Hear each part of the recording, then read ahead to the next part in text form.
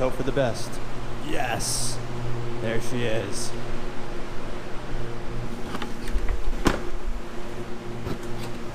Alright, welcome back to the Tesla, guys. Welcome to Tesla Talk Tuesday. Yesterday was Tesla's Autonomy Investor Day, and some very interesting stuff, if I have to say the least. But let's get out of the garage as always. 245 miles of range, and we're good to go.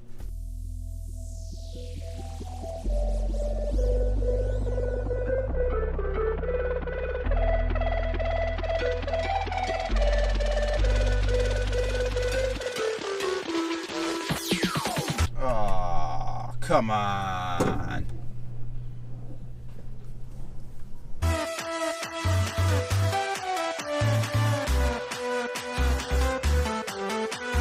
Adios.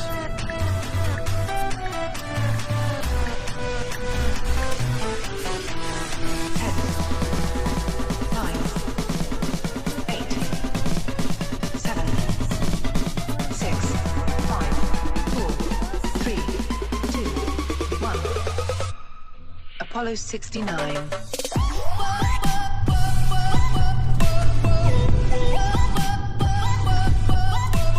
Whoa, that's one way to wake up. All right, well, welcome back to Tesla Talk Tuesday. Welcome back to the Tesla.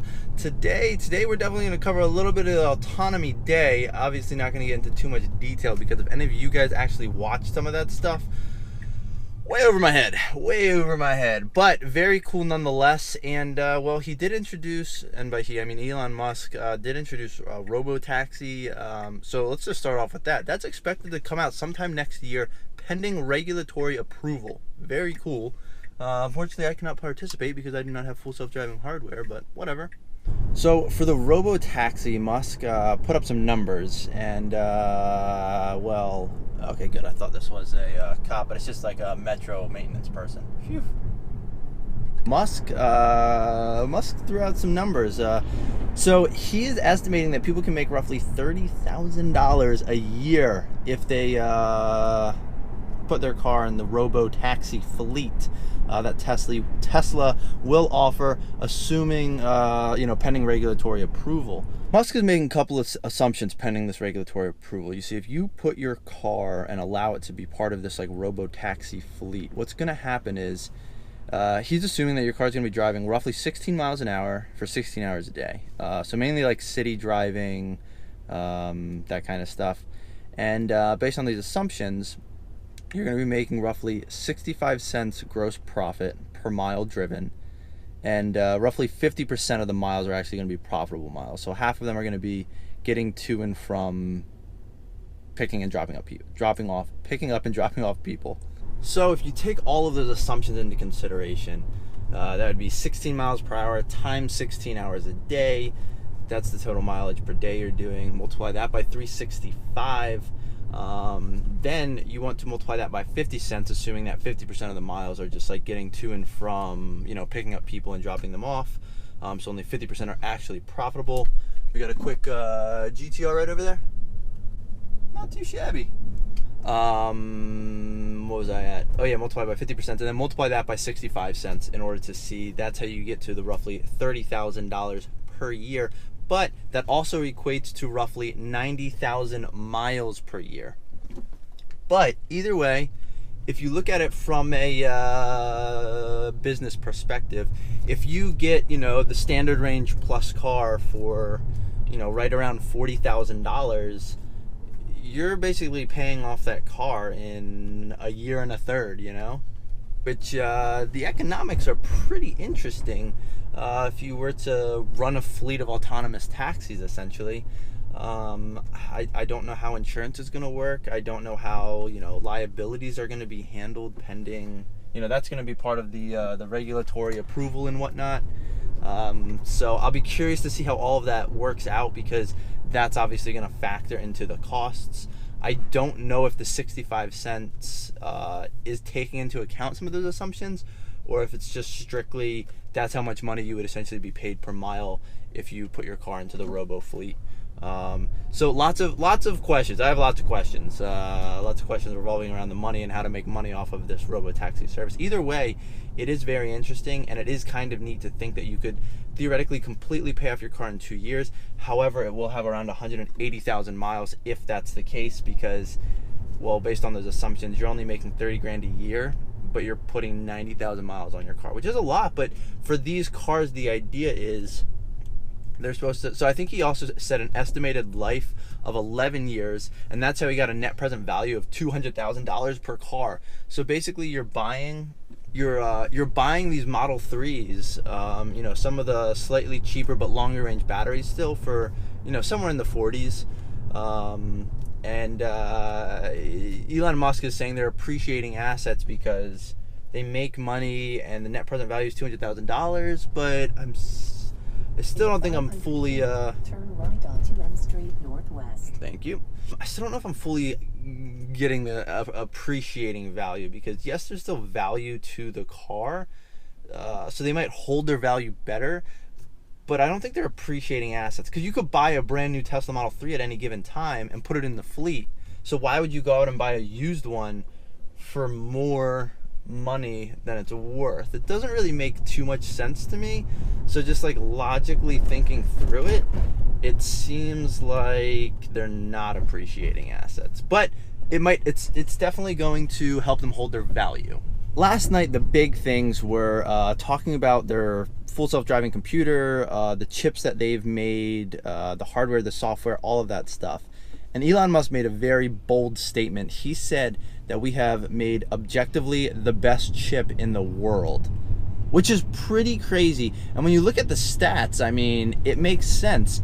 Now, I also understand what they were saying, where, so prior to having their own chip, they were using an NVIDIA chip. NVIDIA is just a big chip maker.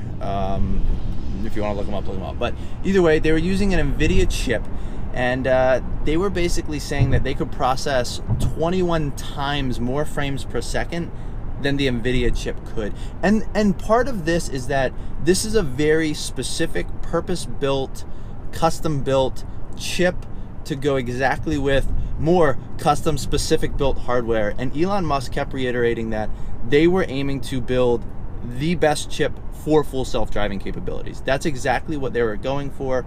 So they were able to prioritize and customize everything to get the most out of each component in order to really just focus on full self-driving. So, you know, you want to process frames per second because that's what you're using for full self-driving. You're using, I think it's 8 cameras all around the car. Sorry about the sun. So you're using all those 8 cameras. You want to be able to process as many images per second as possible. You don't want to have to wait. He was talking about doing batching, and you want that batch size to be 1, because if a person walks out, you want that one frame of that one person to be picked up, processed, and for the car to say stop. So all of these things are very cool and very interesting, what they're doing. But it's all purpose built. So I think people were trying to get at, maybe they could resell this chip to other industries, other companies.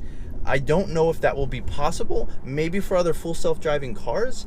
But either way, it doesn't matter. As far as Tesla goes, this chip is doing exactly what they need it to do.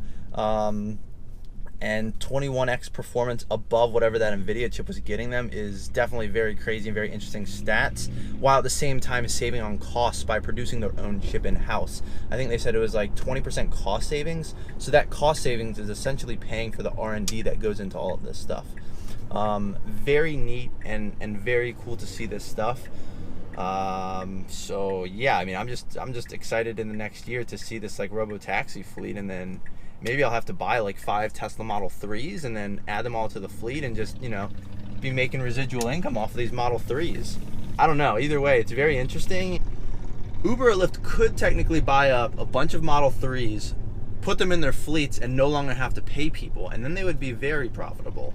Potentially. Lots of numbers to run there. But either way, definitely going to change a lot of things when full self-driving has been approved, as far as like regulatory approval goes, and it's legal for people to use full self-driving. So definitely some very interesting things on the horizon, and because of the growth of computers and compute power, you do see this exponential growth and rate of like machine learning for these neural networks that go into the full self-driving. I know they also talked a lot about neural nets last night.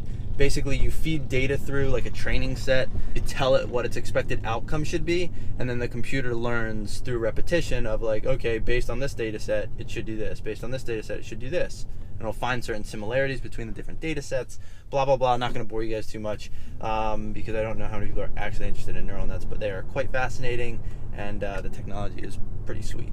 Someone just left a little Lime scooter right in the middle of the road. Very nice. All right, well, lots more to talk about, but I am heading into work. Yes, I do have a day job. So, more to come, more to come. Right, finally off work. Just met with a lovely family. They wanted to check out my rear-facing seats that I have in my Model S because, well, they are quite unique, quite special, and very cool. But let's get out of the garage, as always. Gotta get that lighting, you know, it's all about the good lighting.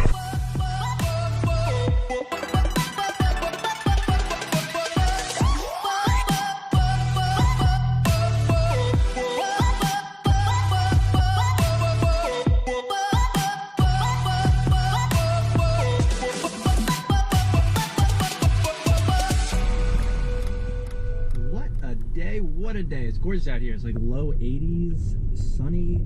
Definitely gonna go for a run because it's absolutely gorgeous out here, and things are looking up, guys. Things are looking up. Yeah, I mean, that sunroof just looks incredible now that I got it fixed. Wacky waving inflatable flailing arm 2 man. Wacky waving there he is. So in not in other news, in Tesla news, Model 3 related news still, it seems like there is excess inventory. So either they're just making a ton of cars at the higher price point and hoping they sell them, or demand is dropping, but either way, there's excess Model 3 inventory, and so if you go online right now and look at Model 3 new inventory, you can find a lot of new Model 3s that are available for pretty much immediate pickup. So these are cars that are already made and they're just sitting there waiting. So it's interesting to see. I know Tesla earnings, I think, are coming up this week, maybe on Thursday. So I'll probably report on that next Tesla Talk Tuesday. Not going to get into that too much just because, well, they had the Tesla full self-driving autonomy investor day yesterday, so that's mainly what I want to talk about today. But yeah, anyways, there is some Model 3 inventory sitting around, so I don't know if that's good, bad, or what, but very curious to see how the earnings go later this week. And then in other more negative news, there's apparently like a short seller out in California, and I guess Tesla took out a restraining order on him or something along those lines. Basically, he can't come within a certain distance of their properties and whatnot. Employees driving vehicles that they see on the road that are manufacturer vehicles, and this is because he was tweeting about how, I guess a while back, he potentially hit a Tesla employee in the Tesla parking lot, and then ran and fled the scene. And then he constantly tweets that Tesla's going to zero, Elon's a fraud, and all this stuff, which is just like, I mean, it's one thing to say that the value isn't where it's at now, like a 40, 50, whatever billion-dollar market valuation, but to say that it's worth zero and a fraud, well, when there's a physical product that they're selling, I just can't quite like wrap my head around that. Like Enron, for example, right? Like they were just trading future prices and realizing this fake revenue, whereas like Tesla's like selling a physical product and people are buying it. So I guess from that perspective, I just don't understand. Like, I get it if you want to short sell the stock and you think it's worth less. It's worth less than where it's trading now. That's one thing. But to say that he's a fraud and it's worth zero, I think that's a stretch. I don't know. That's just my take. But anyways, the short seller basically, Tesla finally got a restraining order. He was tweeting about how he saw like a Model 3 testing on the road. And people were saying, oh, drive erratically around it, hit the car, see how it reacts and stuff like that. If you're threatening to injure people that are potentially just like out test driving a car for their jobs, like video stuff, that seems a little excessive. Like, if you have to go out and cause damage and harm to people, employees, and actual physical cars just to make the stock drop, seems a little excessive and ridiculous. So yeah, hopefully nobody ends up getting hurt because of this guy and like the people that follow him and think that, you know, it's all a fraud. But anyways, just kind of interesting, but also kind of scary that there's people out there that want to do that. So just please don't harm other people. I don't care if you think Tesla's a fraud and it's going to zero. Just don't hurt people in the shorting of the stock. All right? Yeah, that's all I have to say. DC, traffic on traffic. I mean, it's just traffic everywhere. We got red lines everywhere, just all red lines everywhere. Absolutely miserable. But I think that's pretty much it for this Tesla Talk Tuesday. We got Tesla earnings next week. We got Katie's Cars and Coffee on Saturday. I think a bunch of Teslas are coming out, so it should be a good time. Should be beautiful weather, I'm hoping. If you guys are enjoying these videos, please consider, at least consider it. Please consider liking and subscribing. Also, drop some comments if you want to see videos on stuff or have questions. Just let me know. I try to answer those or make videos if it's a question where I can actually make a video around it. If not, I'll just answer you in the comments. But either way, let me know. And I think that's probably going to be it for today. So yeah, thanks for watching.